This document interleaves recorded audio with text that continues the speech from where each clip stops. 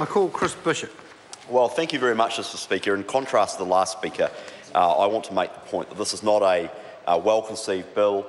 This is a bill that seeks to undo something that Parliament considered only about 2 years ago and something that was advanced for very good reasons. Sir, Mr Cunliffe, when he introduced this bill in his remarks in the first reading of this bill, placed the bill and the reasons for its advancement within the general context of the policies that the government has advanced towards tertiary education, sir, and I want to address a couple of the points that he said. What was his first major point? Well, his first major argument was that the government has underfunded tertiary education. Well, nothing could be further from the truth, sir. Since 2008, when we inherited government in the teeth of the global financial crisis, sir, we have increased tertiary spending by 14.4% since 2008. University funding, sir, is up 20% since 2008. So the claim by Mr Cunliffe that the government has underfunded tertiary education is just simply not borne out by the facts. Tertiary funding, and university funding in particular, has increased far in excess of inflation. What was his second claim? Well, his second claim was that the government is failing students, that the tertiary system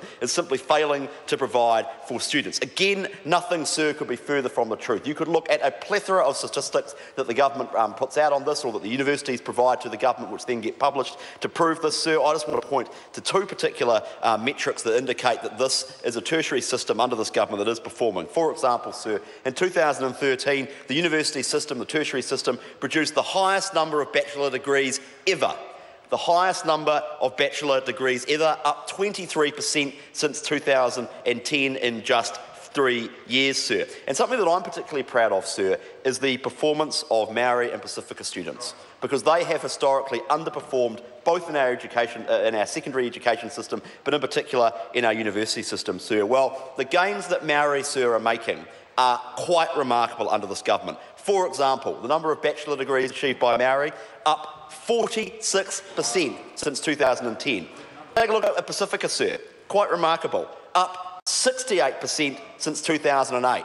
68% increase in the number of bachelor's degrees. So Mr Cunliffe's second claim that the system is failing is simply wrong. What about his claim that the tertiary system is dependent on foreign students? You know, members opposite have a very odd attitude towards foreign students.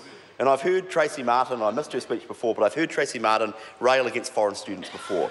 Actually, sir, international students are a vital source of foreign exchange for universities, but also for this country. They provide jobs, they create economic growth, including in our regions, sir, and they are extremely important. So, again, sir, well, this is not about increasing dependence on foreign students. What else has the government said? And in particular, I want to respond to David Clenden's remarks about the critic and conscience of society. Does this bill destroy the independence of universities? Does it take away from that important role of universities as the critic and conscience of society? Absolutely not. That section of the Education Act is completely unchanged, sir, the Education Act 1989. Does this increase government control of universities?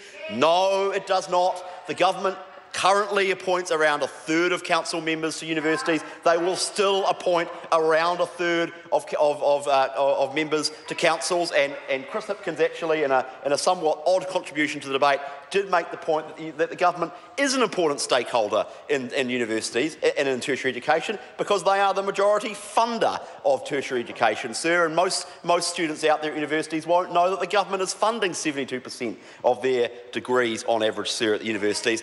Sir, this is not a good bill. The government's changes back in 2013 are all about flexibility, all about introducing greater skills-based people for these university councils in the context of a world of massive online open courses, or MOOCs as they're called, in the context of a world of increasing international competition from China and from India and from other countries in the developing world, sir, in an environment in which we want our students to be internationally connected and we want our universities to be globally connected, sir. The changes made by the government were sensible and prudent, and therefore this bill should fail.